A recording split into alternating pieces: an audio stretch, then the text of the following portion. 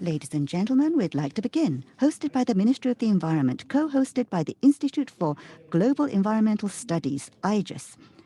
We have report on the UN High-Level Political Forum 2020, Japan's role in the recovery from COVID-19 pandemic and achievement of the SDGs. I'd like to thank you all for taking part in such large numbers and taking time out of your busy schedule to be online with us today. I am from IGES. I'm a senior researcher. My name is Fujino Junichi. I'll serve as your MC today, and I hope you can stay with us until the end. Now, the UN has positioned the 2020s as the decade of action to deliver global goals. It's calling out to each country and stakeholder to strengthen its actions. The SDGs are important. Even under COVID-19, they are getting even more important. In July this year, 100% online, an event, the UN High-Level Political Forum, was held. It's a once-a-year event to review the progress of SDGs on a global level. And many people said the SDGs should be placed at the center of recovery from COVID-19, so they're becoming even more important. And yesterday, the Environmental Ministry hosted the Asian Summit, the high-level meeting. And local governments are saying under COVID-19, we need to engage in the SDGs. At this event, in the first part, during the speeches, we will hear about the results of the United Nations High-Level Political Forum and hear international debate on SDGs under COVID-19. And in part two, in the panel discussion, in the decade of action, to accelerate our SDG initiatives, what can we do to enhance synergy between policies and initiatives? That is what we will be discussing. We hope that you will stay with us until we close the proceedings at 5 o'clock. Now let's begin. To open up the event, we have Mr. Sasagawa Hiroyoshi, State Minister of the Environment, to make the opening remarks. Mr. Sasagawa, please.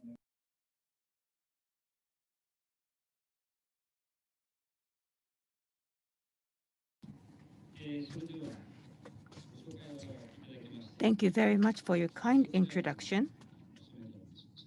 I am Sagawa Hiroyoshi, State Minister of the Environment, Japan. I would like to take this opportunity to express my sincere gratitude to all participants and the public. We have now 10 years left to achieve the SDGs by 2030. The year 2020 kickstarts the decade of action. Despite the COVID-19 pandemic, we cannot slow down our concrete efforts, and we need to keep moving forward, delivering the SDGs. The High-Level Political Forum is held annually in New York since 2016 to follow up on the implementation of SDGs. Last year, the SDG Summit was held for the first time during the United Nations General Assembly in September, and former Japanese Prime Minister Abe attended the forum. This year's HLPF was held online in July due to COVID-19 constraints. Mr. Takada from the United Nations Bureau of Economic and Social Affairs will later present this year's results. Echoing Mr. Koizumi's message, we believe that post-COVID-19 economic recovery should not mark the return to the conventional society, but rather the shift to a more sustainable and resilient society by redesigning our socio-economic system and delivering SDGs. Three transitions are at the core of our redesigning work: the transition to a decarbonized society, the transition to a circular economy, and the transition to a decentralized society. At the beginning of this month, we had the pleasure to co-host an online ministerial meeting chaired by Minister Koizumi to unveil Platform for Redesign 2020. With interventions from 46 ministers and vice ministers, and contributions of written statements and video messages, totaling 96 participating countries, this ministerial meeting was the largest ever organized online on climate change. The key concepts of redesigning and the three transitions were shared with other countries during that meeting. In addition to government's role in tackling the pandemic and delivering SDGs, non-state stakeholders hold a central role. The Challenge Zero initiative, launched this June by Japan's Business Federation Keidanren, has now gathered more than 150 businesses committing to pursue efforts towards decarbonization. Last week, on September 24th, the Ministry of the Environment and Japan's Business Federation Keidanren signed a memorandum of agreement on the realization of decarbonized society. With the aim to implement the virtuous cycle of economic growth and environmental protection, we have galvanized cooperation efforts between public and private sectors towards next year's COP26 in November. In addition, the number of local governments committing to achieving zero carbon emissions by 2050 or zero carbon cities now exceeds half of Japan's population at around 70 million people.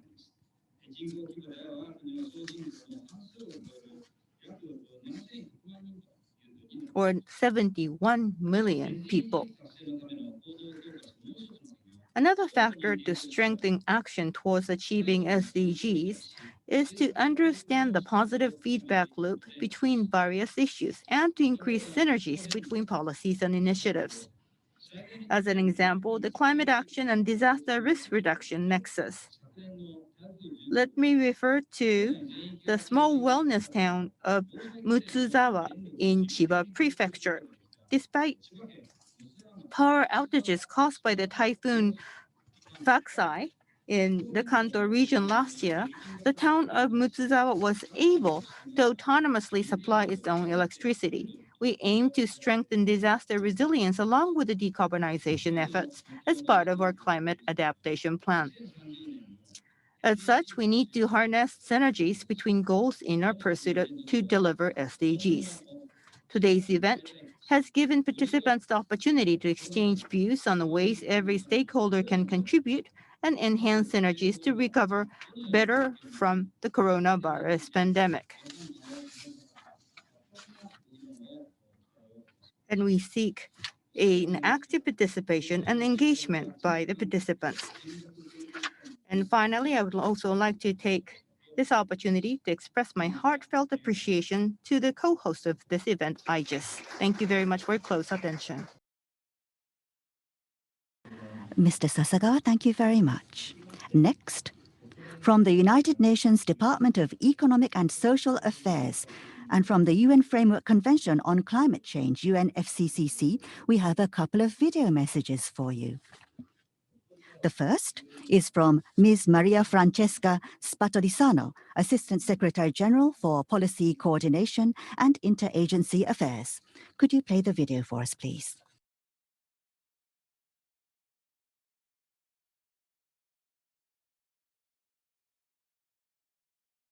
Excellency, distinguished speakers and panelists, ladies and gentlemen. My thanks and congratulations to the Ministry of the Environment of the Government of Japan and the Institute for Global Environmental Strategies for hosting this significant post-HLPF outreach event. I am delighted to join you on this occasion. We will be able to reflect on how to accelerate progress in our pursuit of the Sustainable Development Goals by capturing and building on the synergies and interrelations between the SDGs. This is critical in this decade of action and delivery and in the aftermath of COVID-19. The COVID-19 pandemic is one of the greatest shared global challenges we have faced since the founding of the United Nations. The foundations of our societies have been shaken to the core. The pandemic has brought us to the worst recession in decades, with consequences for the most vulnerable as extreme poverty is pushed up. Institutions and citizens are reeling from widespread disruption. In addition to the pandemic, biodiversity has been disappearing, and greenhouse gases have been at record levels, preventing the achievement of other SDGs. We need a path that brings health to all, revives economies, brings people in from the margins of society, protects our environment, and builds long-term resilience, sustainability, opportunity, and peace. We need to build better together. The 2030 Agenda and the SDGs were designed to address the fragilities and shortcomings that the pandemic has now fully exposed.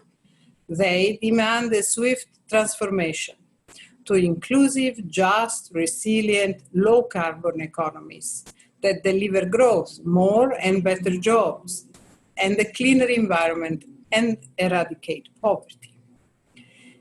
An important main message from the 2020 HLPF and its review of SDG progress in the new context of COVID-19 is that the 2030 Agenda should be placed at the heart of the recovery from the COVID pandemic. In short, the 2030 Agenda provides the guiding light we need to respond to the pandemic's socioeconomic impacts and chart a course for a transformative recovery.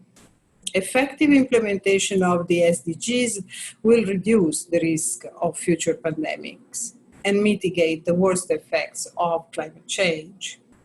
We now benefit from a significant amount of knowledge about important interactions in the advancement of the SDGs, where interventions around one goal or target can affect the potential of meeting others. For example, this is made clear through the annual global conferences on strengthening synergies between the Paris Agreement and the 2030 Agenda, organized by UNDESA and the UN Climate Change. In this regard, I wish to thank the government of Japan for their sharing of good practices and active contributions to the climate and SDGs synergy conferences, including at the online conference convened earlier this year, and for its continued interest in hosting this synergy conference next year. The 2019 Global Sustainable Development Report also taught us that SDG progress can be accelerated by focusing measures on food or energy systems or enhancing human well-being. Acting on evidence about interlinkages can help harness the synergies across goals and targets to generate multiple positive outcomes and mitigate trade-offs. Advancing the SDGs needs to be pursued in ways that reduce tensions with other goals and that are fully inclusive of vulnerable groups and regions. As we address and recover from this current crisis, we need to be thinking beyond and set our sights high.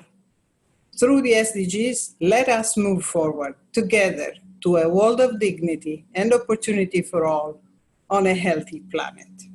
Thank you.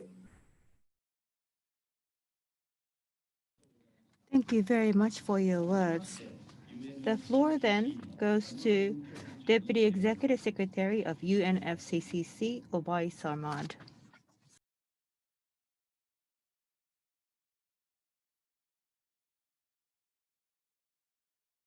Your Excellency, arigato.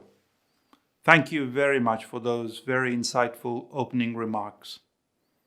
It's an honor for me to speak on behalf of United Nations Climate Change in this event, and I'd like to congratulate you on your fantastic leadership in highlighting the importance of a green recovery to the COVID-19 crisis and international cooperation in this recovery. We live in a highly networked and a globalized world, and nobody can address the challenges we face today alone. We need multilateralism more than ever, and we need that multilateralism to be inclusive and solutions-focused.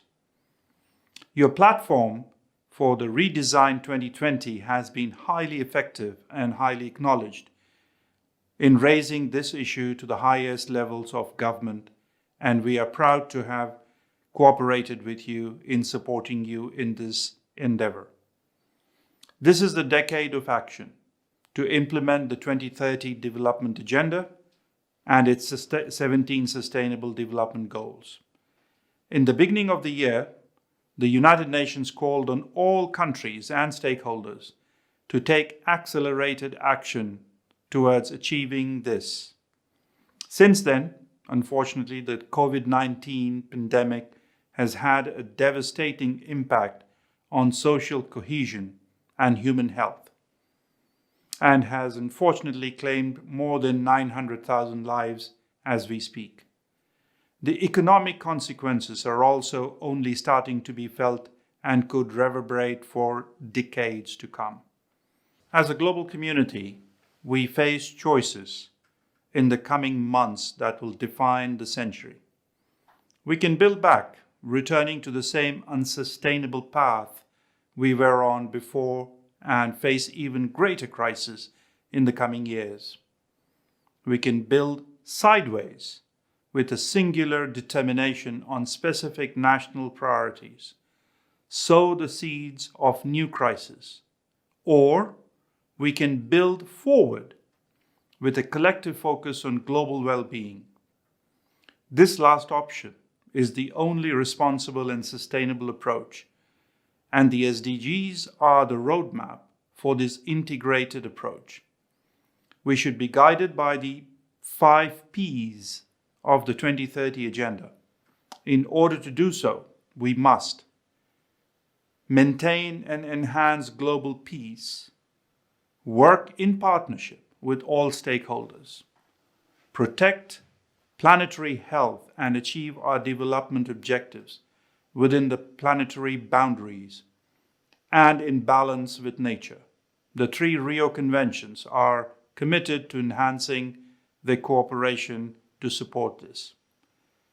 And then respect the dignity of people, which closely links to one of the priorities of the Japanese government, which is human security, by reducing inequalities and lack of opportunities to ensure that all people are resilient to shocks and can participate in society equally to their full potential, thereby applying the principle of leave no one behind that is enshrined in the 2030 Agenda.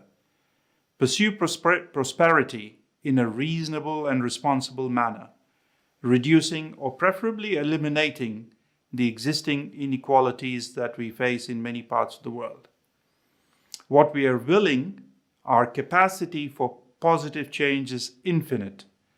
Think about the successes of eradicating major diseases, improving access to education for women and children, or the successful ongoing global efforts to repair the ozone layer.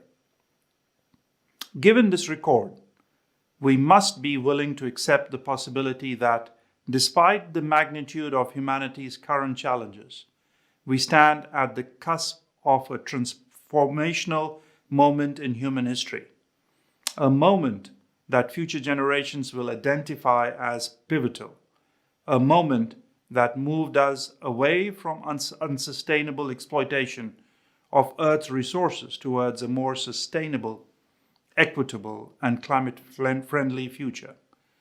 It is entirely possible, but we must act now to achieve it. This is a generational moment of decision for national leaders and businesses as they map out their post-COVID-19 recovery plans and plan economic recovery for the future.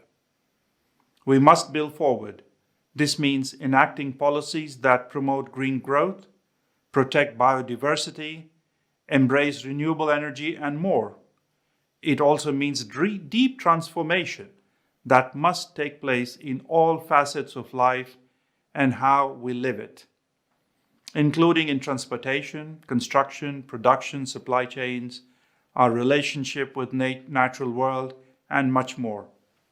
We need a response to climate change that is proactive and planned, not one based on panic and/or the pandemic. Specifically, we need a coordinated global recovery from COVID-19 that follows the Paris Agreement and the 2030 Global Agenda. One that will tackle climate change in a planned, just, and a logical manner, and one that will result in a world and an environment that is safe, healthy, sustainable, and equitable for all people. COVID-19 also provides insights informing our approaches to climate change. First and foremost, COVID-19 opened our eyes to what a global crisis truly looks like. It's difficult to visualize one ahead of time, but now that we have seen it, we must truly acknowledge that climate change, while already impacting millions, will become much worse if we don't address it now. Second, it has underlined the value of multilateralism, especially what we at UN Climate Change call inclusive multilateralism. This means ensuring all sectors of the society are involved in discussions on tackling any global challenge that we face. This includes being open and transparent with civil society. This is vital for addressing climate change. Multilateralism is and will remain the bedrock of our global efforts. Third, societies can, when necessary and willing, pull together to address a global challenge with bold responses. As we have seen with COVID-19, it has not always been perfect, but in the case where multilateralism has been embraced, it has been very effective. While these lessons are valuable, the bottom line remains the climate emergency has not slowed down in the wake of the coronavirus. Addressing it is not a choice. It is the reality we face. We no longer have the luxury of time, and the remainder of this year, 2020, is crucial. More specifically, raising ambition on climate mitigation, adaptation, and means of implementation, including finance. While COVID-19 may have postponed the COP26, it has not postponed the need for parties and all stakeholders to accelerate work towards fulfilling commitments that have already been made, especially the submission of new or revised nationally determined contributions, the NDCs, and the completion of the rules for international cooperation on carbon market mechanisms, otherwise also known as Article 6 of the Paris Agreement. Japan, I know, can play a vital role in supporting the delivery of this success at COP26 next year by describing its unique challenges and capabilities in making the required transition to a zero-carbon society and reaching out to others to understand their challenges and capabilities. Developing enhanced support and cooperation approaches which build on these challenges and capabilities and maximize synergies between parties and individual efforts. Maximizing the transparency of contribution towards action and support as a role model for enhanced transparency by all parties and as a foundation for trust and greater cooperation. I wish you and all Japanese stakeholders the greatest success in developing and enhancing Japan's response to a current crisis, and we in the United Nations Climate Change Secretariat remain committed to working with you, to helping you in your leadership in addressing the COVID-19 and climate change challenge and crisis that we are all facing. Thank you very much, and I wish you all the very best. Deputy Executive Secretary Sarmat, thank you very much. Next, we'd like to move on to the speeches. First, at UN DESA, Energy Team Leader, Mr. Takada Minoru, will talk to us about the results of the UN High-Level Political Forum. And Mr. Takada is joining us today from New York. I think it's like 2 in the morning in New York, isn't that right? Mr. Takada, please. Thank you. I'd like to share my screen with you.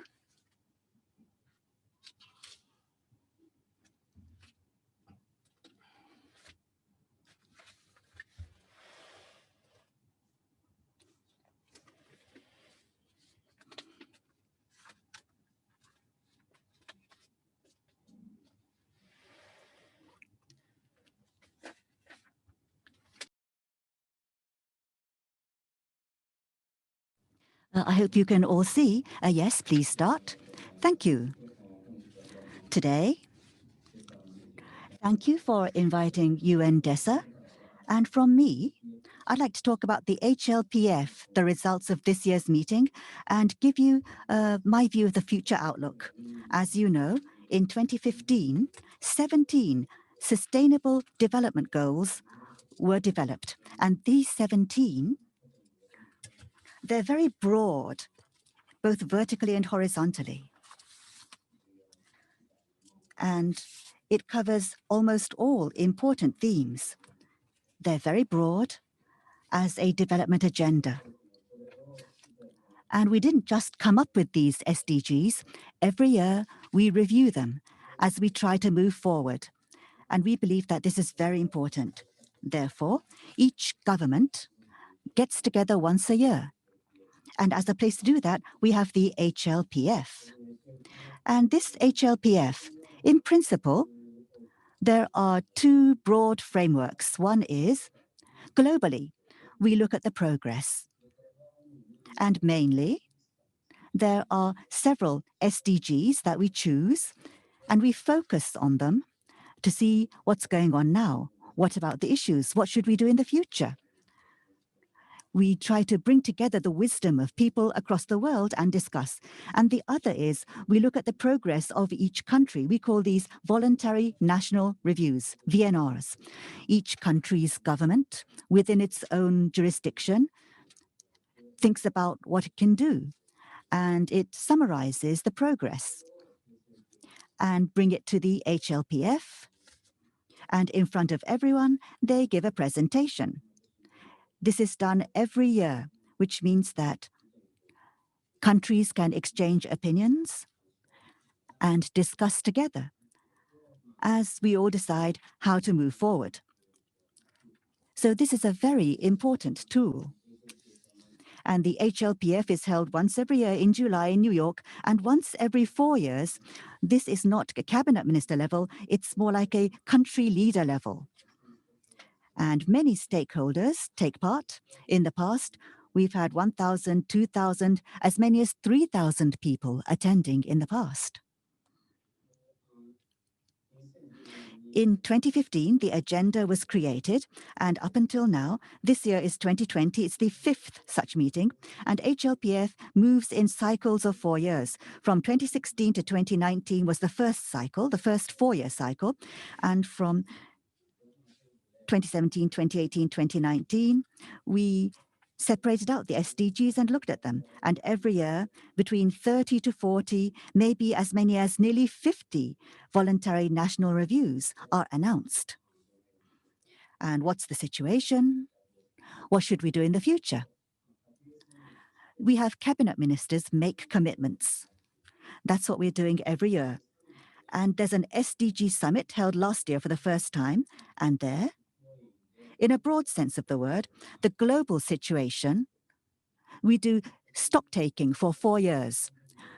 So we issue what's called a Global Sustainable Development Report. That's what we came up with.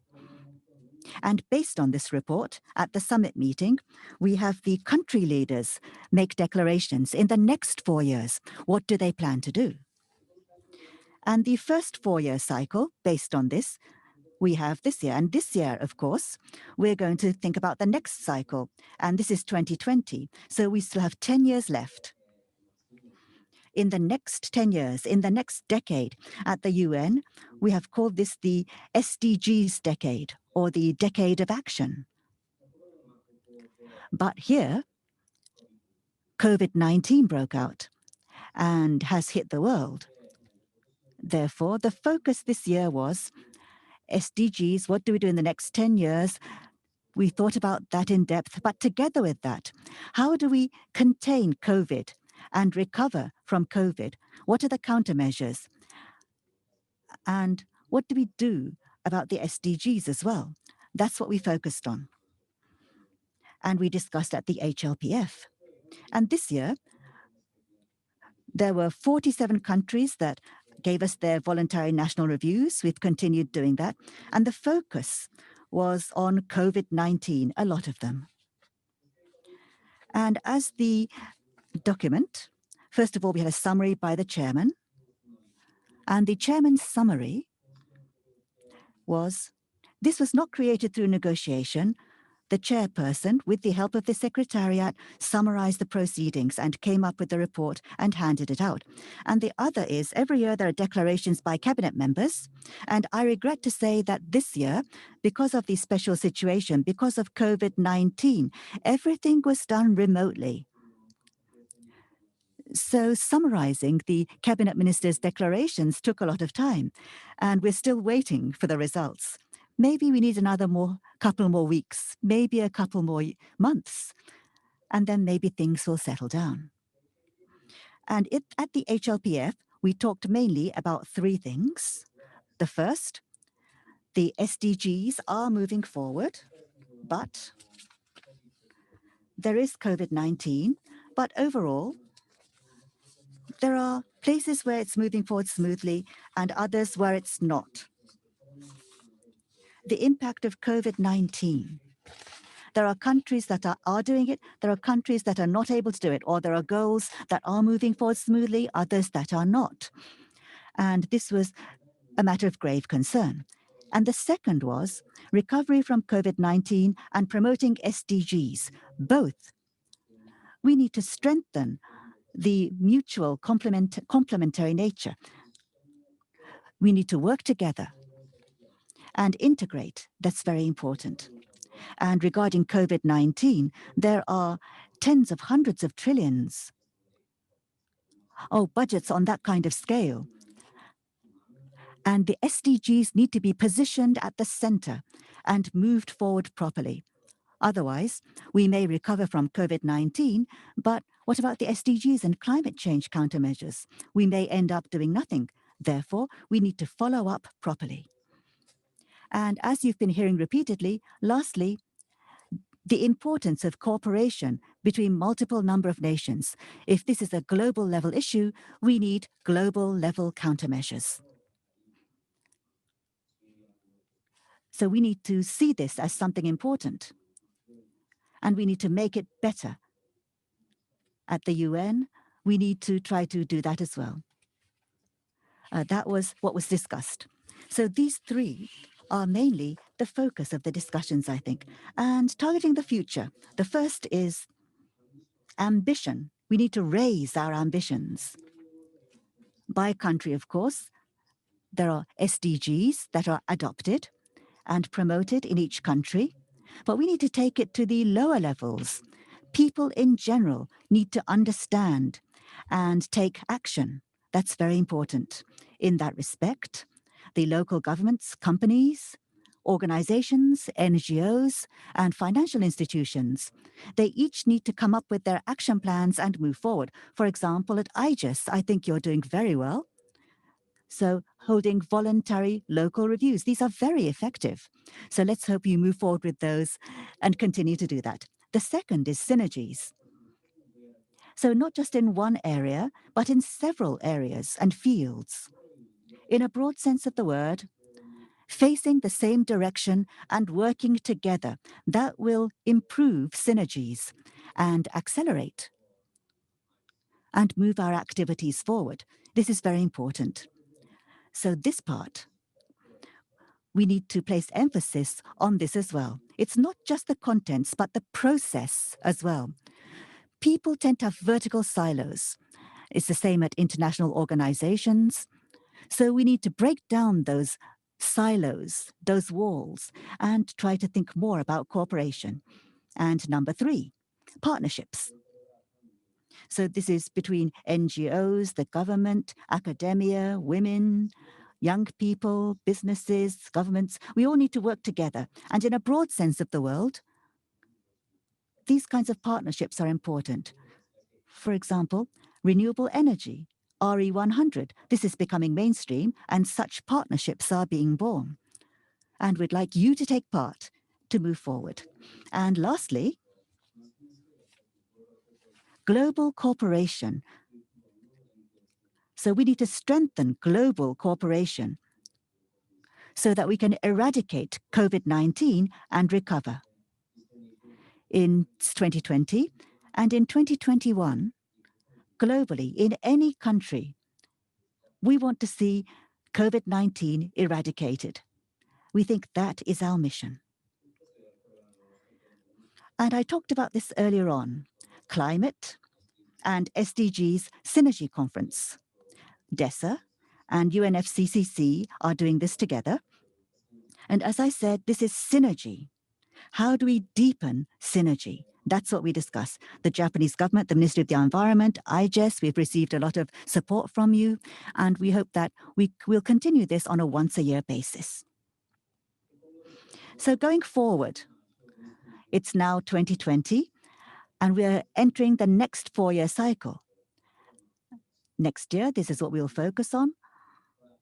In 2021, there are 9 SDGs that we will be reviewing. And next year too, COVID-19 will probably be the central theme. So that's the thematic focus. And the decade, there'll be 9 years left next year. So we will continue to promote that. And we will use these 9 reviews to move forward. In 2022, the details are not yet decided. And in 2023, we will have the next SDG summit. That's going to be the country leader level. I'm sorry to have gone on for so long, but that's all. Thank you very much.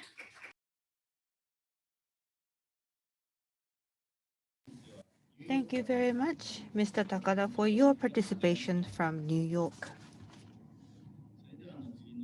Next presentation is to be given by the presentation originally planned for the 3rd spot. The next presentation is by Mr. Tomohiro Kondo, Global Environment Deputy Director, Ministry of the Environment, Japan, on the title of Initiatives by the Ministry of the Environment and the part of the recovery from COVID-19.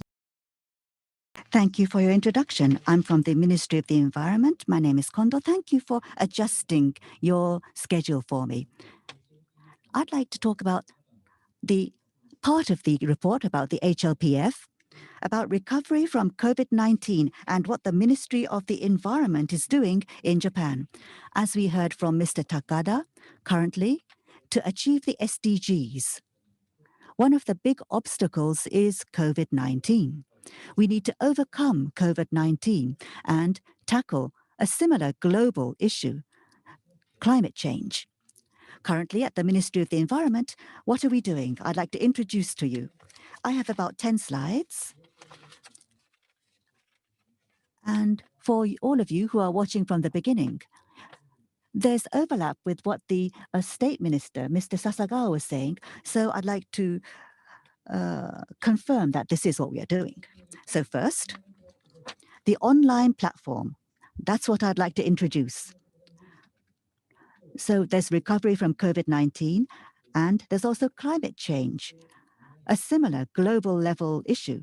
So we want to discuss this on a cabinet level on September 3rd from 8 p.m. until 30 minutes past midnight. I heard that Takada-san, it was 2 a.m. So if we want him to take part, during a reasonable time frame, then we need to have the meeting at this time. So that's what we've been trying to do, share the burden. And thanks to everyone's cooperation, 46 ministers and vice ministers took part. And if you include video messages and written statements, we had a total of 96 countries participating.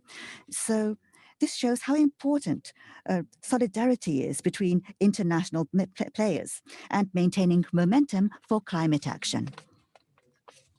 Now, this platform was mentioned in the beginning as well. So the UNFCCC Secretariat and our Environmental Minister Koizumi hosted the meeting. And for the opening, we had a message from then Prime Minister Abe and from the UN Secretary General as well. Regarding this, the English title was Platform for Redesign 2020. Redesign is necessary. With COVID-19, targeting achievement of the SDGs to maintain momentum, we need to redesign a variety of things. The session was in 3 parts. There's a panel discussion, and then discussion among cabinet members, and lastly, in the discussion among stakeholders, the youth. I understand a representative will be taking part later on, but they stayed with us until late at night to hold discussions with us. So we were able to bring together voices from across the world, and this is a great achievement for the Ministry of the Environment. And the discussion, as we just heard from Mr. Sasagawa, there were 3 things that were important, the 3 transitions: a transition to a decarbonized society, to a circular economy, and to a decentralized society. So there's the issue of garbage in the seas, or biodiversity, or chemicals. So there are a broad range of environmental issues, and we need to think about them from the context of the 3 transitions. And I have about 6 bullet points here. The first bullet point is, so COVID-19 and the crisis of the climate, we need to have will and concrete actions. And we have made drastic revisions of policy on export of coal-fired power plants and also our zero-carbon cities. And the third, we have CCUS, we have hydrogen and ammonia produced by renewable energy, and we need to make sure there's social implementation of such technologies. Number 4, we need to strengthen climate action, energy, transportation, and there was a lot of introduction of what's going on. Number 5, regarding non-state actors. You heard this in the opening address, but the non-state actors need to be boosted and collaborated with. And lastly, the online platform. There's currently a website, and regarding this, after COVID-19, and the related information will continuously be utilized. So these are the kinds of meetings we're holding. And another thing that we are doing at the Ministry of the Environment is, as contribution to the SDGs, with the Japan Business Federation, Keidanren, we have signed an MOU. So regarding the environment and growth, how do we maintain a balance between the 2 and not just one? How do we move forward with that? And the main agreement was regarding to realize a decarbonized society, challenge 0. This is something that the Keidanren is moving forward to with its member companies and TCFD. So this is regarding disclosure and science-based targets, SBTs, RE100, and ESG bonds. Currently, companies are engaging in decarbonization. How do we promote this? And we want to cooperate. And earlier on, I talked about the online platform, about the 3 transitions, and we plan to work together regarding these as well. I talked about the TCFD and SBT and RE100 in Japan. Japanese companies are outstanding in their actions. In the middle, you can see in red. In all of these areas, Japan ranks either number 1 or number 2. So those are our initiatives. And the number of companies, maybe we shouldn't only look at the numbers, but each country, a variety of companies regarding the SDGs issue are tackling them head on. And in Japan too, decarbonization. As you can see with these 3 indices, you can see that Japanese companies are engaging in this, and we have great expectations that this will continue. Earlier on, this was introduced by the UNFCCC, Zero Carbon Cities. As Mr. Sasagawa was saying, as of September 25th, there are 154, but now there are 155 local governments. There are 71 million people and $3.2 trillion US. So $3.2 trillion this is like a whole country in G7. That's how large this scale is. In this way, you can see local communities making efforts, and this is going to lead to global results. And we want to try to support them as well. So climate change, we talked about mitigating climate change, but another thing, climate change is a now issue. And something we're tackling is climate change and disaster mitigation. Regarding this with the UNDRR, we have co-hosted a meeting, an international symposium in June this year. And other than mitigation, how do we adapt? We want to deepen the discussion. And the four at the top, the 4 bullet points.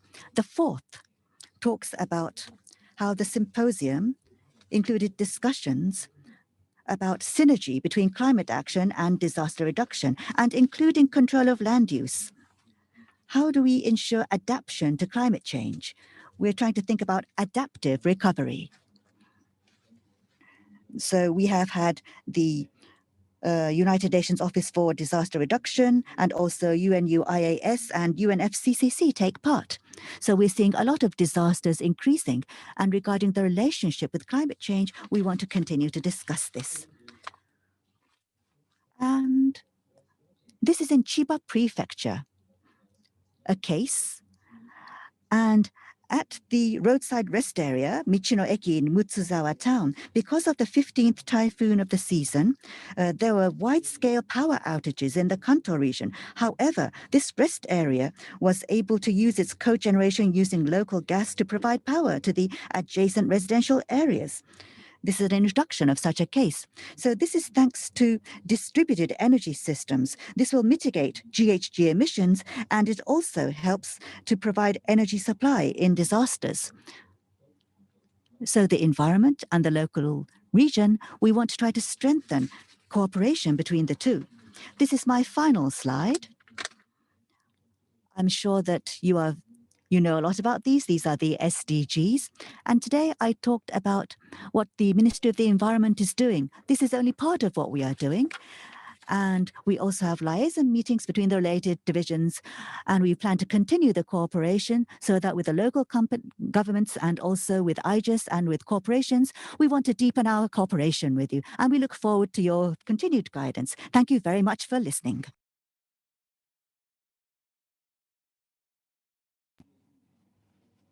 Mr. Kondo, thank you very much for your presentation.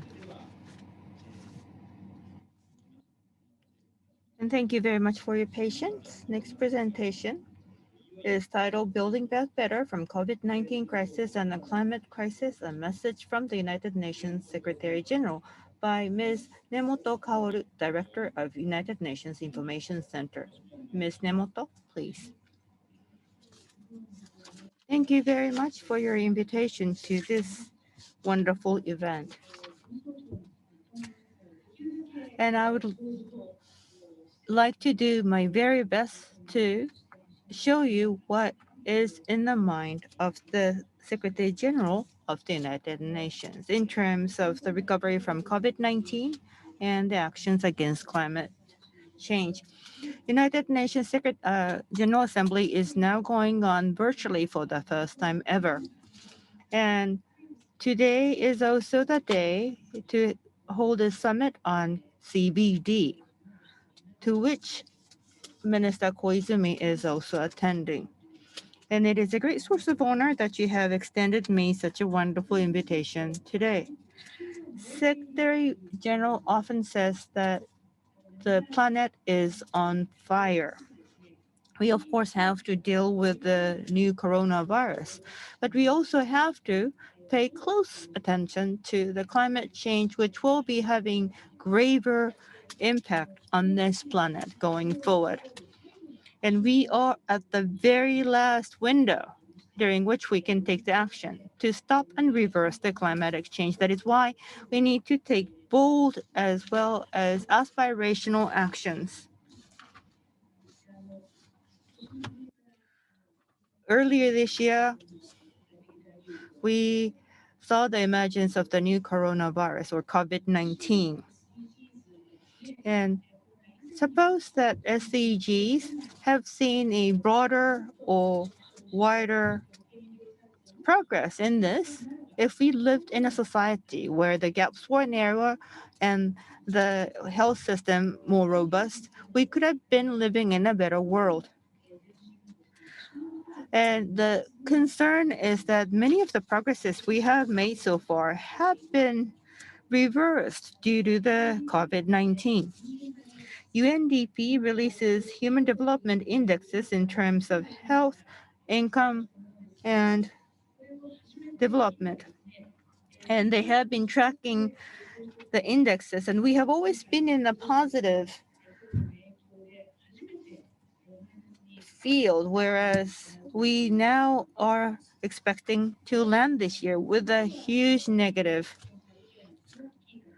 It started off as a health and medical crisis, but the scope of the pandemic has engulfed all the dimensions of our world, not limited to medical, but also to societal, economic, and other factors. And a reverse progress of in one area can have a negative ripple effect, but we are now seeing all the reversal of the progresses in many of the 17 SDG goals. And also, hardest hit are the ones who belong to vulnerable groups. And the basic philosophy of SDG is not to leave anyone behind, but those who have been left behind are the hardest hit. People in the informal sector or informal economy are the hardest hit, and those are primarily or by a large measure female in terms of gender. And we see a number of young participants in this event, but education has been overshadowed in terms of not only in higher education, but also in primary and secondary education. 1.6 billion students have been forced to stay home, not being able to attend schools. Especially women or girls in developing countries are the ones who tends to drop out from formal education. And they're also the last group to come back, if ever possible, to school education. Now,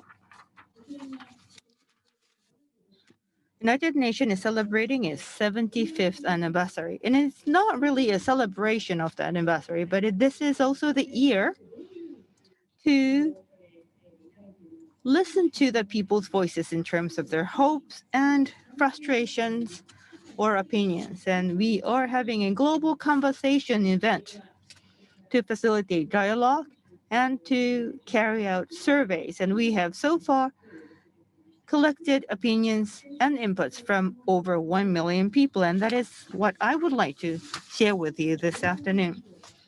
As many as 40,000 participants have given their inputs from Japan.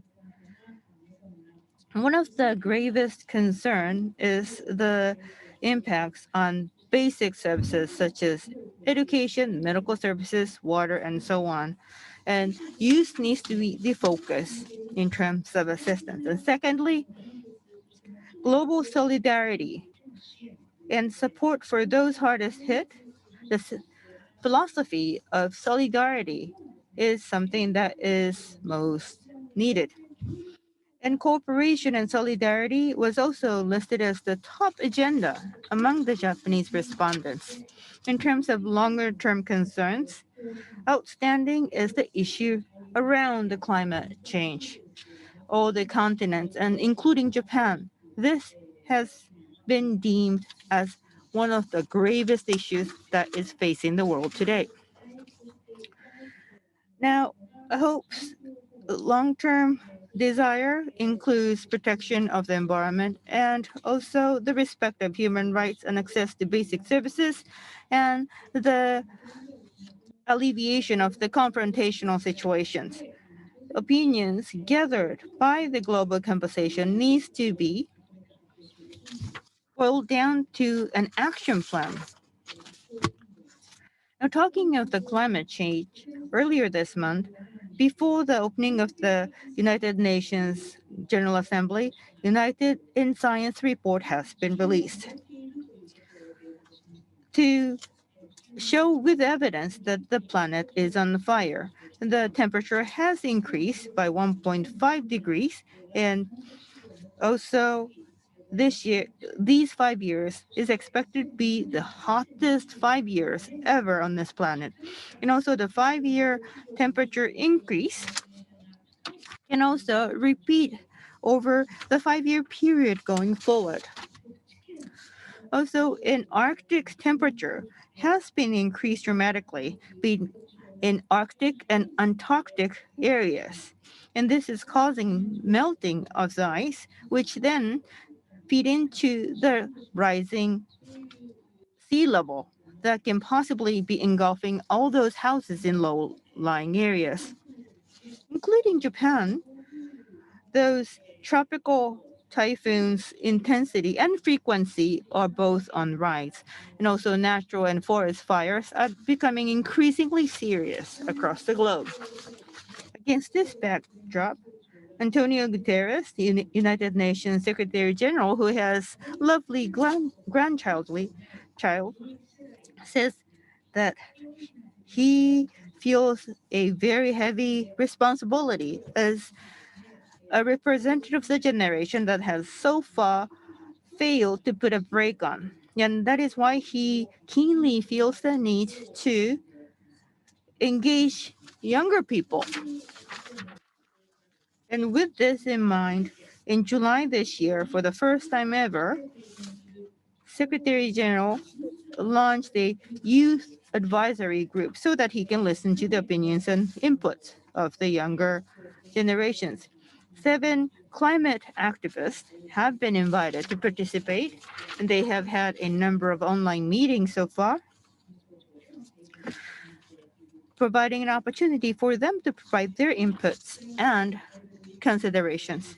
We are now in the midst of the high-level week of the United Nations events. And COVID-19 is one of the most biggest topics. But 1 year ago, what was the situation like? If you could possibly remember what it was like a year ago, please take a look at this video clip.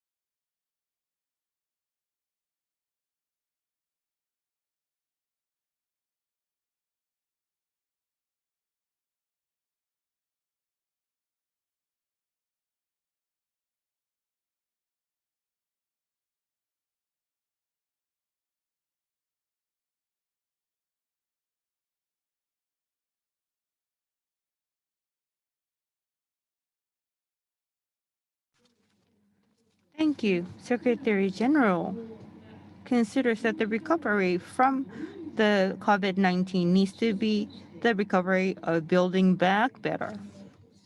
And he has reiterated the need over and over.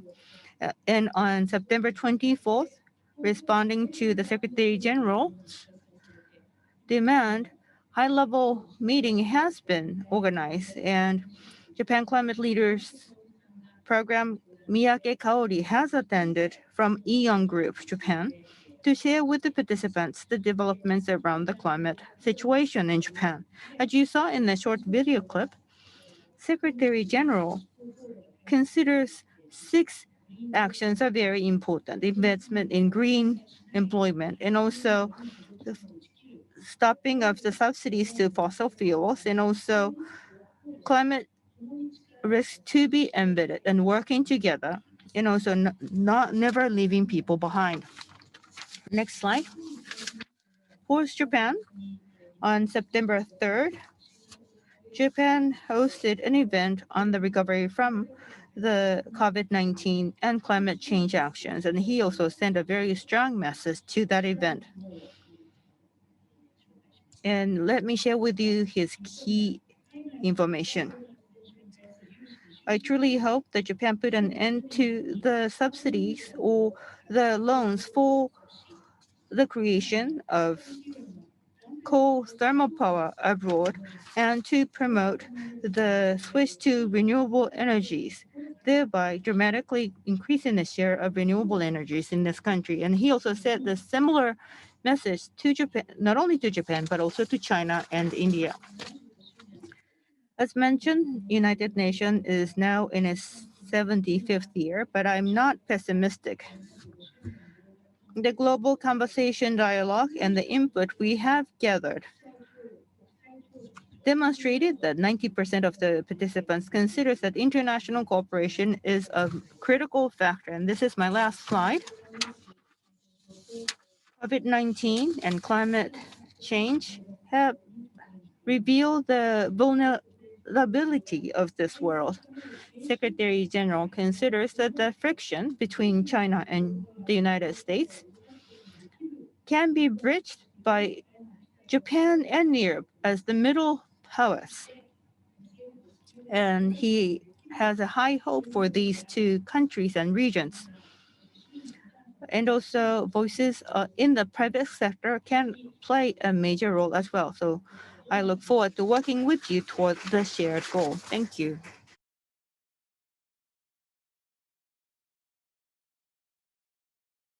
Thank you very much, Ms. Nemoto. We'd like to move on to the final presentation from IISD, Senior Director, Ms. Lynn Wagner. She has sent us a video. Hi, thank you so much for inviting me to participate in this interesting conversation. I'll be discussing some ways that COVID has been addressed in the media over the past few months, and talk about how it reflects the interlinkages of the SDGs, and really points out the usefulness of the SDG framework in thinking about how we're building back better. And then at the end, I'll offer some comments on the SDG entry points and levers for doing just that, the building back better piece. So the health consequences and challenges of COVID are first and foremost the most important issue covered in the media. My sincere condolences to you if you're experiencing loss and health implications from this global pandemic. The media coverage began with the preventative measures, information on cases, deaths across countries, across the world, some of the trade implications of COVID as we closed our borders. How are we going to share that PPE and those pharmaceuticals between countries? And now a lot of media attention to the vaccination research and what it's going to mean for sharing or the vaccination nationalism that we're seeing. Those are some of the themes coming out. Very quickly after we see the news about this global pandemic, the inequalities within countries, within communities, between countries really came out very strongly. That there are certain groups, communities that had fewer resources, had pre-existing conditions that made them more vulnerable, were living in certain situations that made them more vulnerable to this health crisis, and the implications of those inequalities on really recovering from this global pandemic, in which nobody's safe if we don't all have good health, and if this COVID pandemic continues to fester in certain pockets, it's going to affect us all. And so really the importance of addressing inequalities came out. Children who had to switch to online education, were they getting the best education? Did they have equal access to internet? Did all workers have equal access to working at home, or were some, because of their jobs, because of their positions, were they more vulnerable because of the types of jobs they had? And on down the line, the inequality piece really became very clear to everyone. And then, of course, after thinking about the health pandemic and the health crisis and the inequality crisis, the economic crisis is right there, part and parcel of these interlocking crises, with economic growth slowing, job losses and unemployment, and soon after governments issuing their stimulus packages. What does that mean for what's the best way to address these economic challenges, and what's the best way to do it in a way that positions us to build back better, to address these challenges that we had identified, that were made bare, the inequalities, and to be sure that the health piece was there.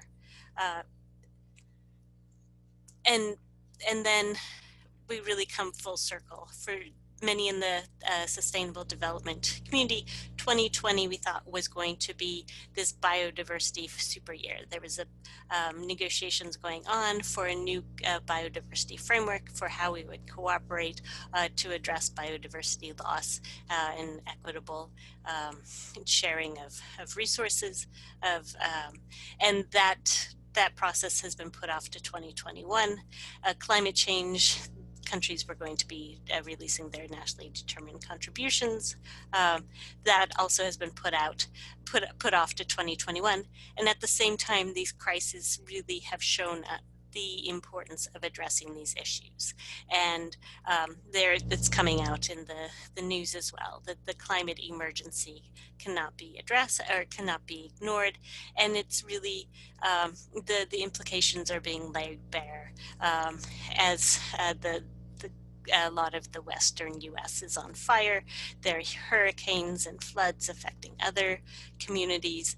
And the press is also picking up on the emphasis and the need for thinking about resilience, and how if we thought the global pandemic was really bad and was all-encompassing and reaching to all different sectors of our communities, of our economies, the climate emergency is going to be even worse. And so how can we be sure to do the building back better and build up the resilience to address this coming even worse crisis? And then our relationship with nature has really come into to focus, that it is important that we address our relationship with nature, that the pathogens, did they come because we've been encroaching on our forests, and we're coming into contact with new viruses that we haven't encountered before because of the way we're trying to live with nature. So these are some of the issues that are coming up in the news. And as you may have sensed from the themes of what I've been talking about, the interlinkages really come through, that you can't just talk about health, you can't just talk about the economy, you can't just talk about the climate. You have to talk about it all at once. I know, has been working a lot on these interlinkages and how to think about them and how to work them together. I know Japan also has offered to host the SDGs Climate Synergies Conference next year. And so those are absolutely the ways that these conversations are going to happen, and that we're going to be able to think about how these different interlinkages work together. And I know that you'll have a discussion about this after my presentation. But so how do we ensure that our relationship with the biosphere is sustainable? In society, that piece, if we found with the health piece out, then our education's falling apart, poverty's going up, and it has ripple effects up to the economy, and so on. And so just a final thought, the Global Sustainable Development Report was released this time last year, September 2019, but its points really resonate with these interlocking crises and thinking about how to move forward. And so thinking about those entry points for transformation. What are some of the key points that we can get in and address to have ripple effects throughout our economies, throughout our societies? And so the GSDR started with that human well-being and capabilities, and then talking about building those sustainable economies, decarbonizing energy, and ensuring access thinking about that food and nutrition piece and on down. And then what are the levers for getting at those transformations that we want to see? Thinking about what is the governance framework that we need? How can economy and finance be deployed with purpose? And also the science and technology that we need in order to achieve all of these objectives. So thank you very much for inviting me to make this presentation. If you want to see how the media is covering COVID and how that evolution continues, please visit the SDG Knowledge Hub. And if you have thoughts for issues that should be included in it, in the SDG Knowledge Hub, please contact me. I look forward to hearing from you. And I look forward to hearing about the discussions that you're going to have. Thank you.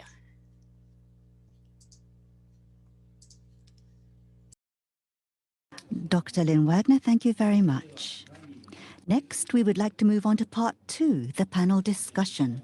The moderator will be Aegis President Takeuchi Kazuhiko.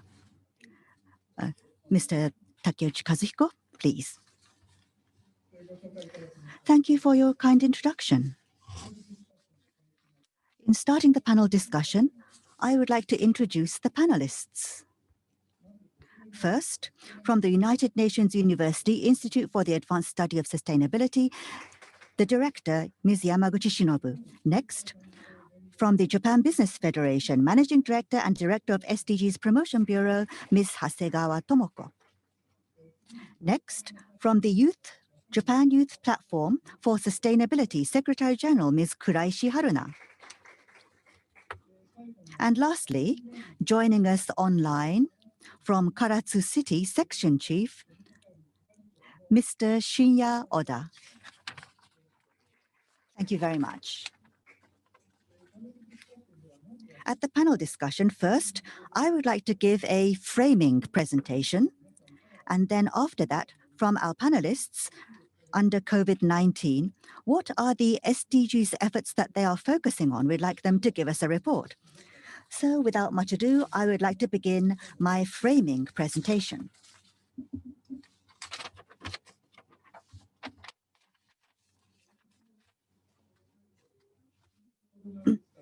So I'll be talking about the importance of resilient and sustainable recovery from COVID-19 and integrated approaches to global changes. So how do we make post-COVID-19 lead to a sustainable and resilient recovery? This is a big issue. And if we don't want to approach this in a fragmented way. We want to make this an integrated solution. That is what I wanted to talk about. So the COVID-19 pandemic and the so-called non-sustainable development. These are related to quite an extent. So the academic world is starting to talk about this, and the reasons for this are there's rapid deforestation, and through this, we are seeing a lot of infections, and there's rapid urbanization, and this is degrading the environment. Plus, there's massive movement of people, globalization, and the negative aspects are coming to the surface. Through this, there's biodiversity loss, there's climate change, there's disasters becoming more serious, and there are infectious diseases spreading. These problems are being caused. When you think about it in an integrated way, that's important. Right now at the UN, as you have been hearing, there's the 2030 agenda, and then there's achieving the SDGs. These are the big targets. And together with that, there's the Paris Agreement. And there's the biodiversity. Up until this year, in Nagoya, there was the Aichi targets that were adopted. And we need to think about what's next. And together with all of that, there's the Sendai Disaster Prevention Framework. Regarding natural disasters, how do we respond? All of these are mutually interrelated. And each of the discussions, I regret to say, are being held in a fragmented way. We need to integrate. For example, UNDESA is starting to talk about this. And this time, COVID-19 has broken out. But social change is important, starting with the UN Secretary General. In the past, everyone's been saying it, but in a true sense of the word, social change, there was not enough momentum. In that respect, COVID-19 should be the opportunity to change society. That's very important right now. And to bring this about, we need an integrated approach. And what's more, in each region, it needs to be executed. And as part of this, people's lifestyles need to change as well. And as discussions in Japan that may contribute to this, we're talking about circulating and ecological spheres. In 2018, the Central Environmental Council made a recommendation to the environmental minister at the time, and I was the head of that council, and I summarized this. And back then, there was the decentralized, and yet each region was decentralized but linked. That kind of local society should be created. That's what we suggested. And as part of this, the cities and the countryside, there was exchange or the flow of funds links the two. And this way of thinking, right now in our environmental policy, post-COVID-19 as a policy, I think that we were ahead of the times when we were discussing this. And we want to communicate this to the world. And that's what I'm personally doing. So this kind of thing, to bring this into reality, one important point is the people who support it. Diverse actions, diverse ways of being involved, and diverse cooperation. And when we do that, what's important is in the past, there was global discussion, there was the country level discussion, and then there was the local discussion, the community discussion in a fragmented way. So we were saying that there were levels, but on a regional level, the global discussion needs to be covered, and the regional discussion needs to be reflected in the global discussion. When you think about that, we need to have a multi-level nested governance. So in modern society, this is the new way commons should be. At IGES, regarding post-COVID-19, I think there are a lot of discussions going on about the ideal, and I've summarized this into the 3 R's framework. Response to disasters, that's R for response, and R for recovery, recovery from the disasters, and based on the crisis, redesigning society. To be more specific, there are emergency measures to address direct impacts, and then socio-economic measures with an environmental focus, plus resilient and sustainable. We need to transit to a resilient and sustainable world. And for the time being, short term, but in time, long term, we need to think about redesigning society, but that's not it. Right now, we need to do this at the same time and redesign society. Together with the short-term measures, we need to think about the long-term measures at the same time. So therefore, we are proposing this 3 R's framework. And following this, for example, there's the issue of medical waste. And in Southeast Asia, there's the so-called plastics being used. In the past, this was what ensured safety. And in those discussions, the problems are looking for short-term solutions, but medium-term, including those perspectives regarding our resources. How do we build a circulatory system? And going further, a more long-term system for the waste management. We need to think about all of these in parallel. That's what's being asked of the waste management under the pandemic and turning to climate change. We need to respond to disasters. There's temporary shelters, things like that, but not just that. We need to think about utilizing ecosystem services in mitigating and preventing disasters. Based on this, we want to have a resilient society. We need to redesign such a society. Japan has been proposing adaptive recovery. It's included here as well. So this is the kind of thing that we need to think about together. I think that's very important. So from myself, that was the initial framing presentation.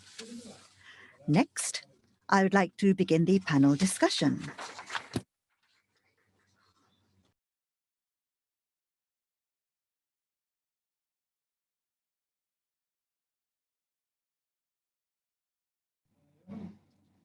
Now, without further ado, I would like to give the floor to Dr. Yamaguchi.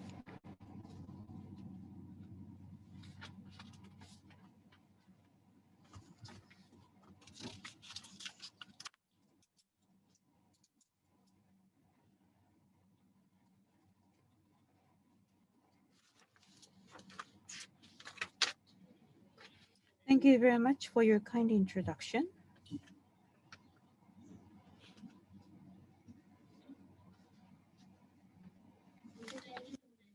Thank you very much for your kind introduction. I'm the director of United Nations University Institute for Advanced Study of Sustainability. My name is Yamaguchi Shinobu.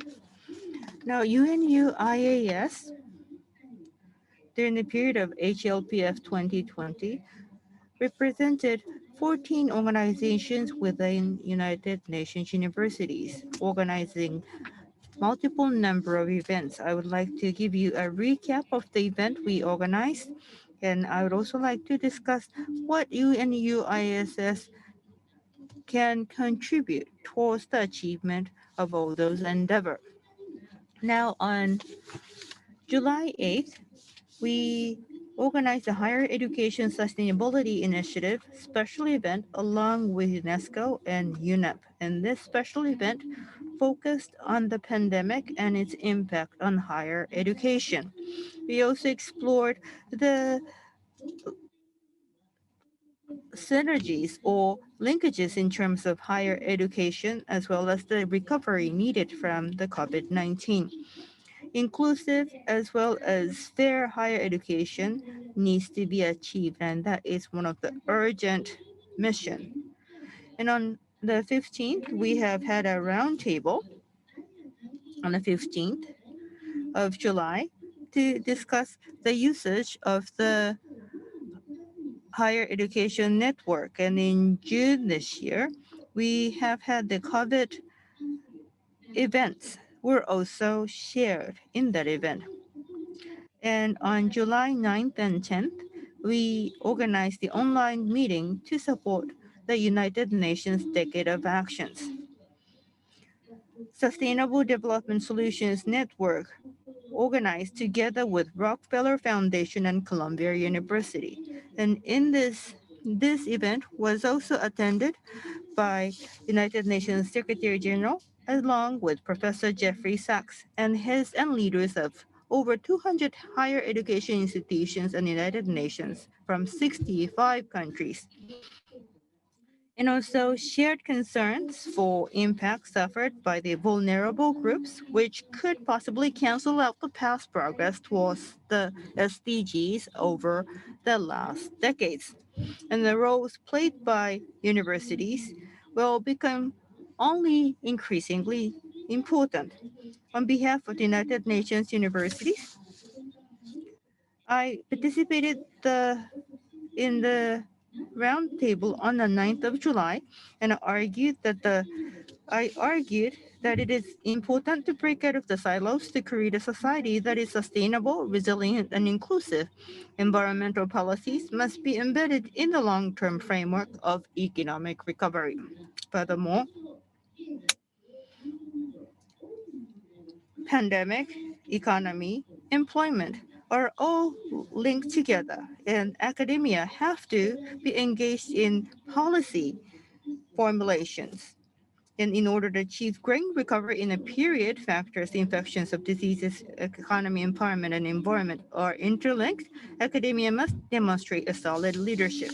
And on July 10th, we organized the Managing Stranded Assets Risks and Organizations with the co-organizers of UN Institute of Natural Resources in Africa, in Ghana, and UNU Institute of Environment and Human Security in UNU EHS in Germany. And discussion on the socioeconomic impacts that accompanies Africa's transition from fossil fuel economy to decarbonized economy, and diversified resources in Africa and sustainable development. Minister Koizumi also participated in this event and argued that Japan shall not aid the construction of coal power in developing countries. It will instead support their decarbonization efforts instead. And that was the dramatic announcement of Japan's new policy. At the same time, we also considered that the decarbonization should not be considered as a cost center, but rather a source of opportunity. I argue that achievement of the Paris Agreement requires green recovery to embrace a suite of SDG policies on decarbonization, biodiversity conservation, poverty eradication, and gender equality.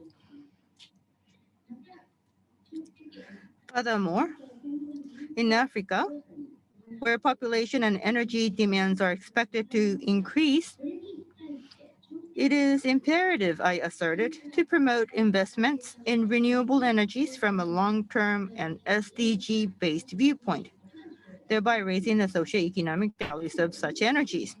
And the fourth event was held on July 16th, along with IGES, Ministry of the Environment, and 4 other organizations.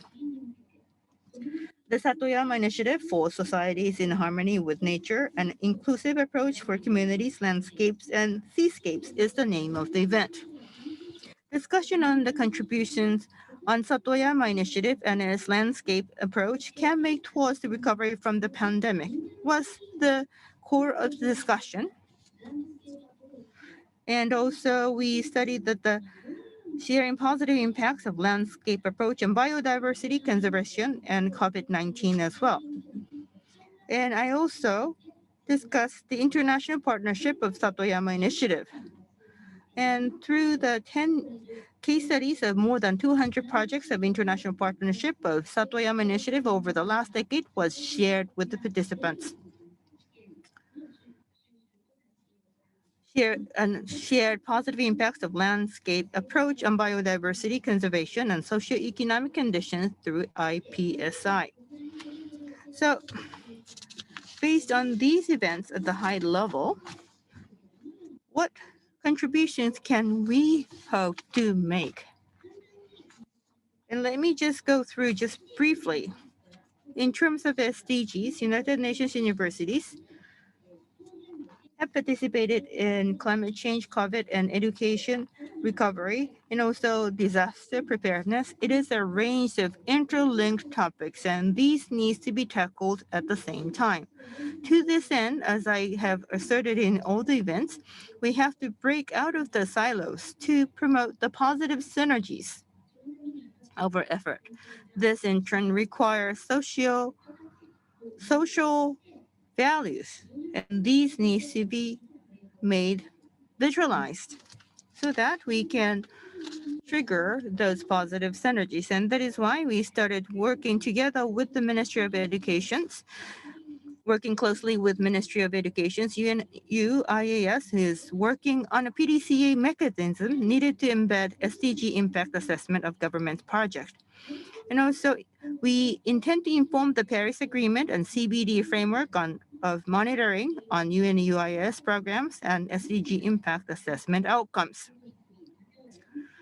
Landscape approach and decarbonization endeavor can have a positive impacts in areas that is outside the Paris Agreement and CBD. And if demonstrated, this can have a possibility of having these factors to be embedded in the policies of other countries as well. Biodiversity Summit also is the occasion where we will be sending them video messages too. Thank you very much for close attention. Thank you very much. Next, Ms. Hasegawa, please.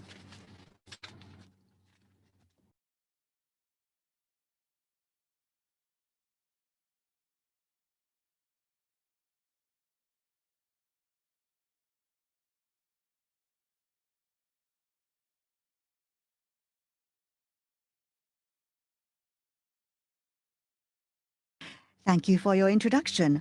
I'm from Keidanren. I'm the managing director. Thank you for giving me this opportunity. I would like to talk about what Keidanren is doing right now. I would like to give you the tentative results of a questionnaire survey so that we can aim for building back better from COVID-19 and promoting Society 5.0 for SDGs. First, at the beginning, Society 5.0 for SDGs. Some people may not be familiar with this, so I'd like to briefly give you an explanation. At Keidanren, we believe that digital transformation should be utilized so people can lead diverse lifestyles and pursue happiness.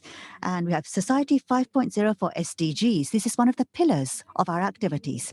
Society 5.0 is mankind started out with a hunting society, agrarian society, industrial society, information society. That's how we've developed.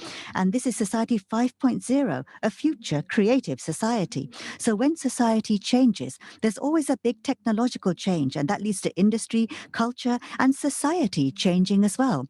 When you think about that currently, we are now in a so-called digital transformation. IoT, AI, big data, these kinds of innovative changes can be used. And they're changing not just industry, but the whole of society. We're in the midst of a major change.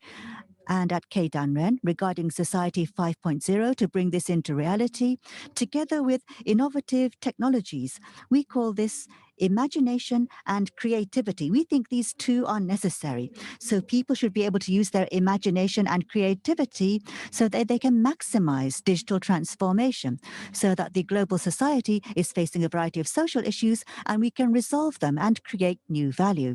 That's the kind of thing that is necessary. Society 5.0 is indeed a human-centric society.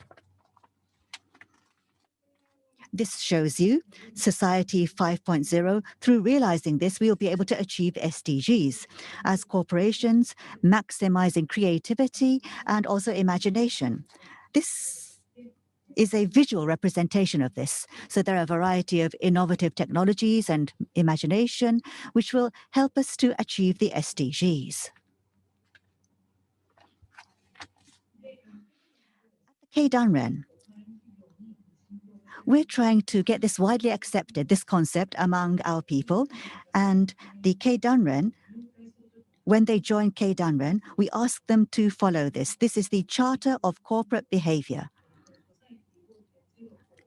So in Society 5.0 for SDGs, based on this, we have made a complete revision of our charter. So first, in the preamble, we say the company's purpose is, the role of a corporation is to take the lead in the realization of a sustainable society. And Principle 1 says, so this is Society 5.0 for SDGs, sustainable economic growth and the resolution of social issues. And also a new one, we will respect human rights. That is under number 4, principle number 4. And in addition, principle number 10 talks about how to achieve the SDGs, top management of the companies are most important. So the role of top management is to include SDGs in the management to bring about such a society, and they need to exert their leadership. That's what we ask for in principle 10. So this being the case, with COVID-19 spreading, from July to August, at the Keidanren, regarding this global situation under COVID-19, we've been asking companies how they have been executing the Charter of Corporate Behavior, and we held a questionnaire survey to ask this. And the final disclosure will be in November. So today, I would like to show you some tentative interim results. First, under COVID-19, after COVID has spread, the top management regarding the actions that they have taken for their corporate principles. What actions have they taken? And many said that they delivered messages from top management to the company and the company group. And if you include those who've already done this or will do it, a total of 85% of our members said they are doing this or will be doing it. So for a more sustainable society, many said that this is a chance for change. And regarding future actions, they said that they will reflect this in their medium-term management plans. And regarding the actions they've taken, there's proposal number 6, changing work styles. 81% said that they had reflected this, followed by principle number 1, sustainable economic growth and resolution of social issues. So the contents of these constructive messages was protecting the lives and health of the people from the spread of COVID-19 is our corporate social responsibility, and the social and the S of ESG, or the themes in the post-COVID-19 world are ESG and SDG. And this is a crisis, but at the same time, it's an opportunity for us to think about what is truly needed. And they said that they will try to change their business to do this. And the points that they focused on are, for example, to prevent COVID-19. They developed and manufactured new products utilizing the technology, know-how, and specialized human resources. Or they signed the Declaration of Supporting COVID-19 Countermeasures that declares they will not use intellectual property rights when developing or manufacturing products for coping with the spread of COVID-19. Next, regarding resilient supply chain building, targeting this, they say they have reviewed or they plan to review. More than 60% of companies said this. And the companies that plan to do this, the perspective is dispersing suppliers or diversifying suppliers. That was the most frequent answer, followed by utilizing DX. And the perspective of reviewing is not just from business continuity, but also from sustainability. They have been strengthening their efforts. So when they review the supply chain, business continuity is, of course, one perspective, but sustainability is another perspective. And they have changed the policies of their suppliers, or they've gone on site to check, or when they procure, they try to think about human rights due diligence, and they've held questionnaires of their suppliers. And lastly, business and human rights. So companies that said they have taken action came to 36%. And those that said they know about these principles, but they haven't done them yet, if you include them, 60% say they have not done anything yet. In 2018, in the former questionnaire, compared to that, there has been no progress. So we need to try to make companies more aware of these guiding principles on business and human rights. And regarding the negative impact, in engaging in business regarding all of the countries, only 24% said that they have engaged in this in all. And those that said that they have not done this said that came to 31%, showing that this is an issue. And as Kei Danren, we need to continue to try to spread the word. That's all from myself. Thank you.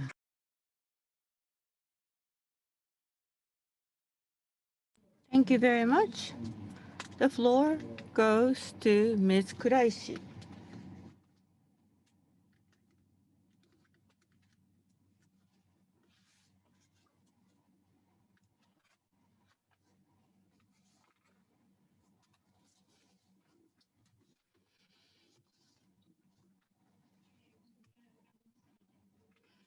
Thank you very much for your kind introduction. I'm from Japan Youth Platform for Sustainability, or JIPS. I am the head of this group. My name is Haruna Kuraishi. Thank you very much for your kind introduction. I would like to cover 4 points in my presentation. One is the vision and mission of our group, and the second is the recent activities around SDGs. Also, based on these activities of ours recently and in the past, I would also like to share some important points.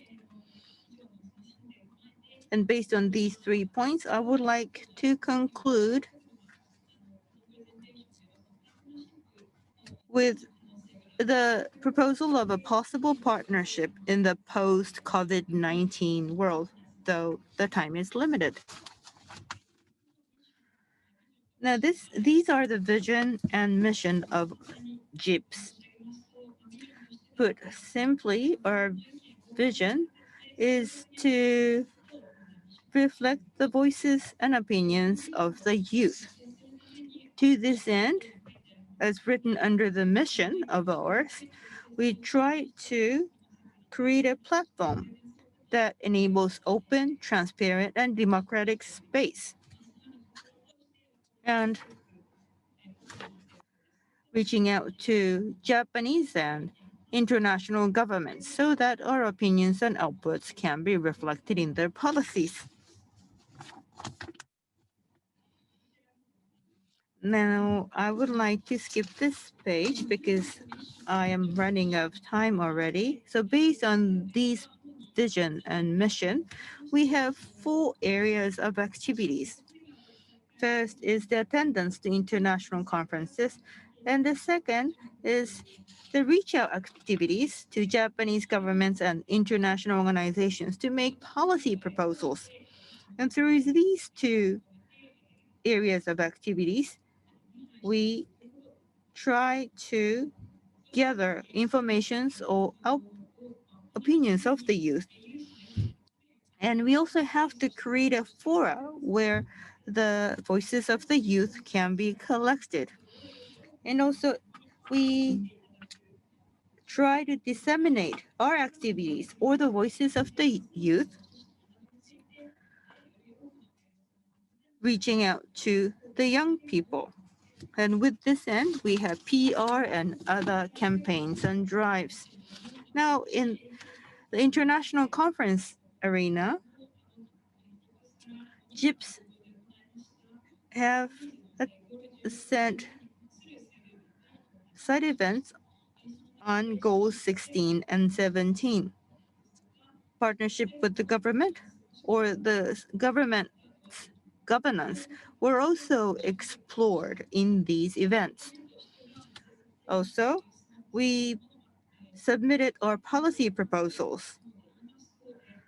And in June, we had an occasion to exchange views with Minister Koizumi. And thirdly, on September 3rd, UNFCCC online events at the ministerial level also had a youth section. And we also sent our video message to this event as well. And also our PR or outreach programs. Say, for example, just yesterday, 3 environmental groups have been invited to discuss SDGs and other related topics on a webinar. We also have environmental or gender related topics have also been focused through our Instagram and other social network channels.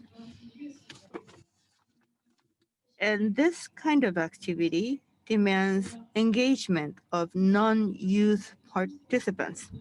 Therefore, we work with other stakeholders, reaching out to the government or reaching out to policymakers and bureaucrats and to civil society groups. And we also try to promote platforms that cuts across the youth generation. In addition to these domestic events, we also have international networks, one of which is the framework for youth and children. And these are the key areas or important factors. We have to make sure that their advocacy needs to be pursued with a full understanding that the youth is a vertically and horizontally diverse group of people. And we also have to be mindful of the fact that we have to ensure our spots in multi-stakeholder occasions. And the third, we also have to be mindful of the youth who cannot speak out or who does not have an intention to speak out. Policy proposals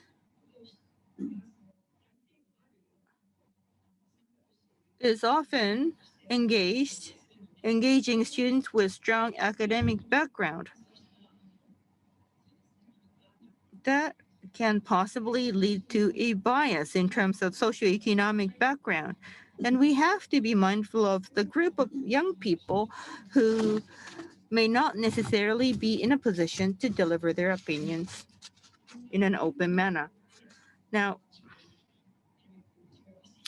I would like to be succinct. The theme of the panel discussion is the positive synergies, or to overcome some trade-offs. So first of all, the big question is, why does it have to be a trade-off between different choices? Different actors or individuals may have some conflicts in interests, and that often leads to trade-off or zero-sum game of mindset. But we also have limited opportunities to sort of coordinate the goals with different opinions and interests. And the important question is, who should assess the risks and respond to the risks? And that is an important question that we uphold at JIPS.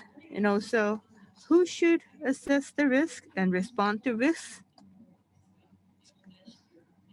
And this is a very important question that needs to be answered, especially at the time of the new coronavirus pandemic or economic hardships.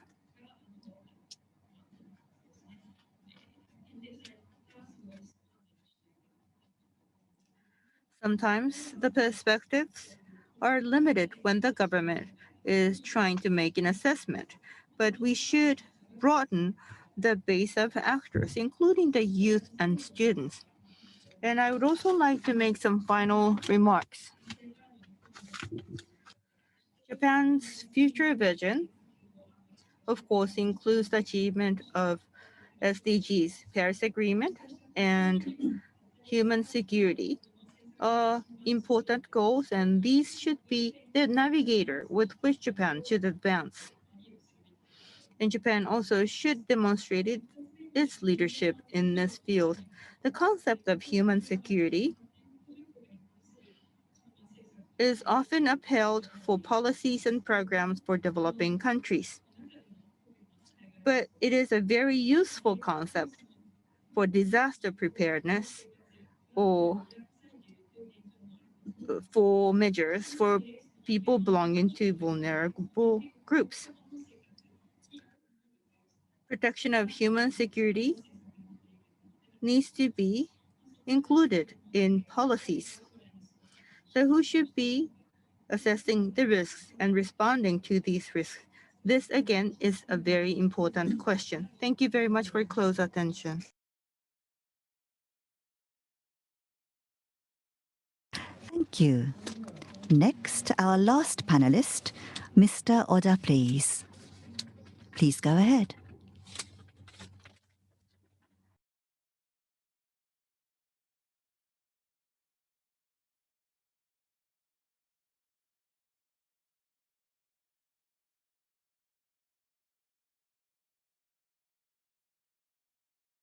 Yes, hello, this is Oda speaking. Yes, please go ahead. We can hear you.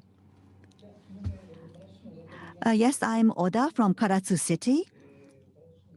I would like to talk about the energy policies of Karatsu City.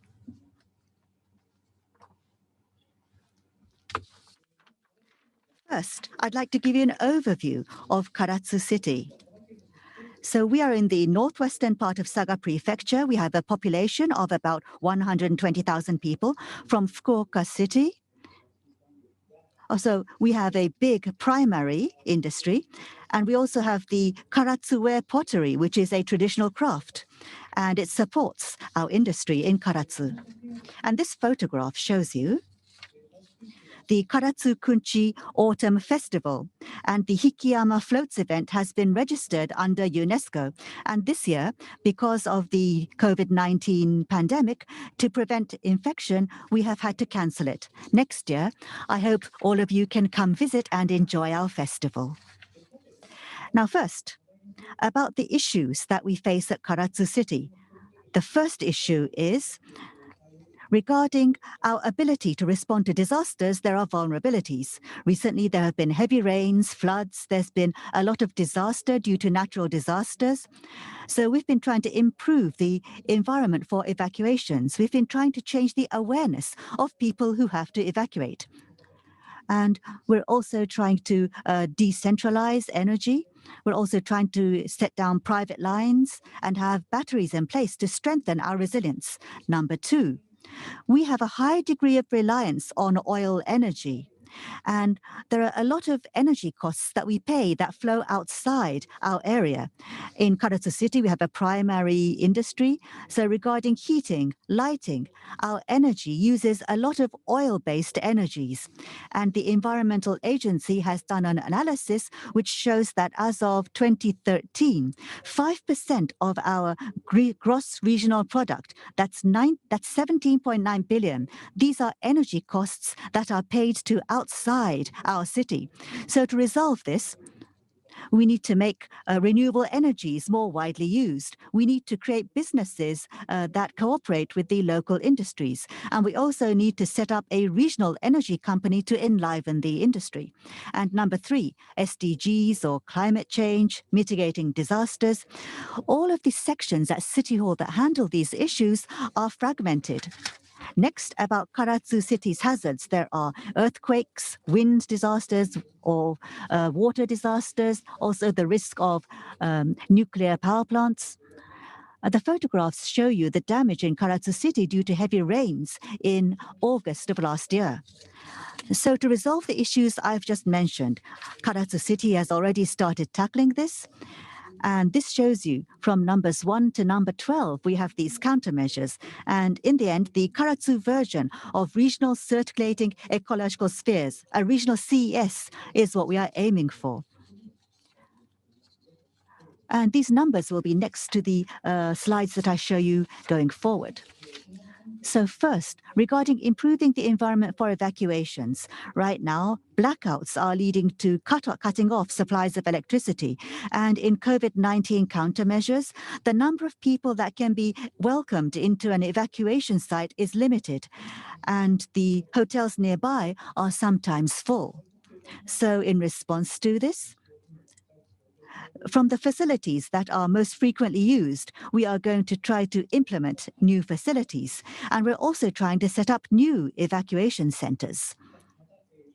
And we're also trying to improve the awareness of residents regarding the disasters that are now happening. In order to get them to have a sense of crisis, we are sending out emergency information emails so that people will recognize there is a risk.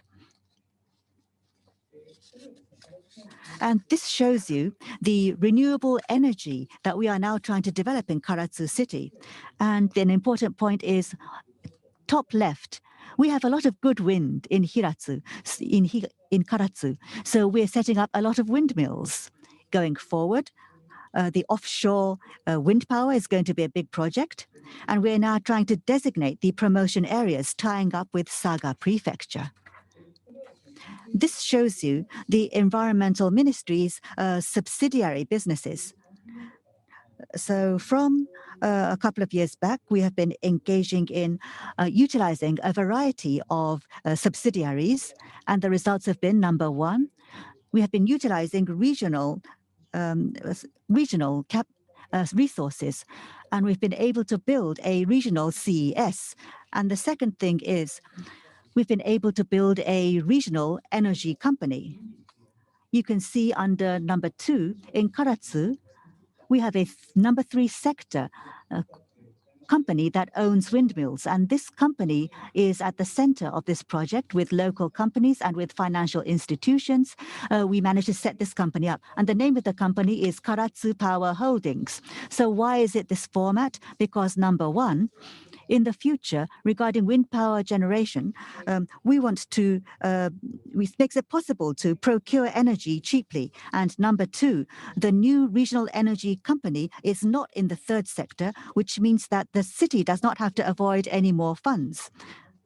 And number three, because by the city being indirectly involved, we can utilize the know-how of the private sector companies. So that's why Karatsu City has decided upon this format. Next. We've been utilizing the Ministry of Economy, Trade and Industry subsidies. So I'd like to give you an overview of our Karatsu Smart Resilient Spaces. This area will introduce renewable energy so that we can have decentralized energy. And in times of disasters, we will be able to provide electricity. And as the facilities that will be introduced, we have the gas or solar energy, batteries, and if there are disasters, this can be a disaster mitigation site. We will have firefighting headquarters here as well. And we'll be using waste heat, which is used for swimming pools right now, but that can be used for warm showers in times of disasters. And next, using the Act on Renewable Energy Power Generation harmonized by Agriculture, Forestry and Fisheries, we've been able to engage in these things. And the organization looks like this. So we tend to have vertical silos. Therefore, as we mentioned before, the people in charge exist across a variety of divisions. Therefore, we have set up a new position, new energy countermeasures, and this person is under the policy department. So this person can coordinate between the other departments and can summarize as well. And there's also a regional energy promotion strategy meeting that we have set up, and each of the sections can take part so that we can engage in stronger partnerships. Next, at Karatsu City, the 18th UN Economic and Social Council was held in New York, and our mayor, Mr. Niji, made a presentation there. And lastly, through all of our strategies and measures, we have been able to set up the Karatsu version of the CES. Number one is energy-related initiatives have gone forward for decarbonization. And number two, we have a health mileage business and to try to have people enjoy longer, healthy lives. And number three, at Karatsu City, we are trying to invite cosmetics industries. And cosmetics-related factories are being invited. And we are trying to strengthen our SDGs efforts. We have set up a regional energy company, and we're trying to strengthen this. And we're trying to invite tourists for energy tourism as well. And at Karatsu City, we have the Waseda Saga Junior Senior High School. And in 2018, together with Waseda University, we set up a comprehensive cooperation treaty. So as you can see, at Karatsu City, we have a variety of projects moving forward. And to build a decarbonized society and to enliven our local economy, we are looking forward to synergy among our projects so that the localized resources can be circular. That's all. Thank you very much.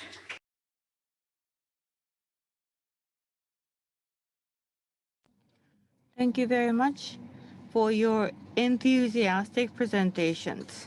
We have 2 minutes left,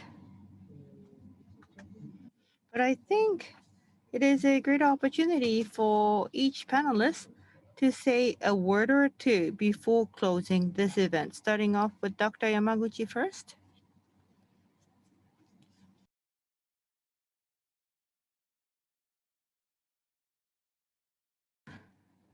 Thank you very much. Talking of positive synergies and talking of the need to drive the positive synergies, what can we do? United Nations University have 14 research institutes with specific areas of specialties. But these areas of specialties can create silos. And directors of 14 research institutes were brought together to look for opportunities to write a paper that cuts across different areas of specialties. COVID-19 and activities on SDGs were proposed as the theme of the policy thematic paper. Interconnectedness is something that is very important, and no issues can be overcome as a standalone issues. Biodiversity or other different factors needs to be brought together, be it disaster, risk factor, and COVID-19. And that then is related to SDG 3. So those horizontal theme that can cut across all the different silos needs to be set so that silos can be broken down. And one more point. In August, at UN Youth Sustainability Research, SDGs University platform has been launched within UNE. Under the banner of specialty, silos are created in higher education institutes as well. Educations and curriculum needed to comprehensively tackle the goals of SDGs are often deterred. So we have to create a curriculum and also policy coordinations. And that is why we need horizontal collaboration. So these 2 points are the ones that I wanted to share with you. Thank you. Next, Ms. Hasegawa, please. Yes, thank you. So today there were a lot of keywords that I learned. Takada-san was talking about we have to raise the ambition level. And Ms. Nemoto was talking about depending on the field, there are areas where we have moved back. And Ms. Yamaguchi was talking about between sectors, synergy is important. I think those are very important points. And at Keidanren too, the company members are engaging in a lot of initiatives. And what each company is doing, they are fragmented, working alone. There are some industry level initiatives, but they're closed within the industry. So how can we spread the synergy and raise the level of ambition? That's not a matter we can resolve immediately, but that's something we do need to think about. Thank you.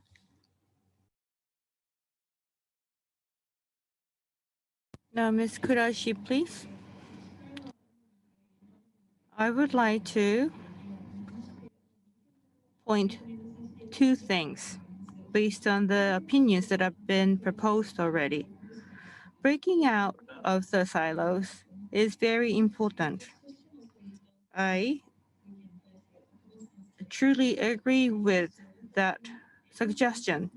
Among the youth, we are driving activities in different areas, but seldom these activities are brought together to create something more comprehensive.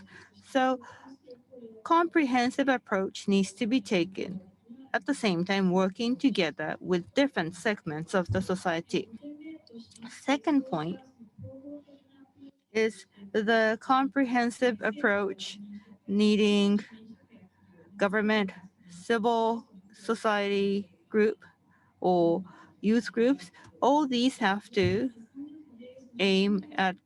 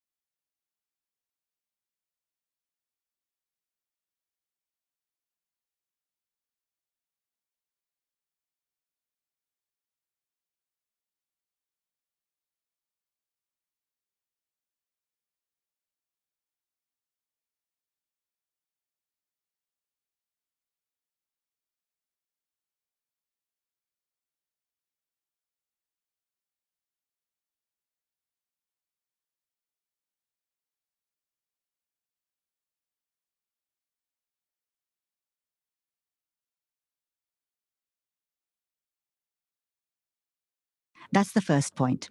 And the second point is the region, many are weak and tired. So new energy areas, together with the local companies, we need to tie up to enliven the local economies. I mentioned earlier on cosmetics industries. This is something unique to Karatsu City. So cosmetics and energy. By linking the two, we hope that we can come up with new measures. Thank you. That's all from myself. Thank you very much. So from all of us, to close things out, there were a lot of useful opinions, I think. And personally, these kinds of diverse stakeholders coming together and moving things even further, by doing this at the UN and in international society, Japan's role will be recognized more, and Japan can exert its leadership even more. And within Japan, trends in global society, based on this, we can move forward with a lot of other efforts. I think that's important that we do that. So with this, we would like to end this panel discussion. I apologize for exceeding our time. Thank you very much indeed. Yes, Yamaguchi-san, Hasegawa-san, Kuraishi-san, Oda-san, and our moderator, President Takeuchi, thank you very much indeed. Could we please have a round of applause for our panelists, please? So today, we would like to end this event, and all of the slides can be found on our website. So if you'd like to confirm. And regarding SDGs, this is an action, a decade of action. I hope we can work together with you. Thank you very much indeed for participating today. Thank you.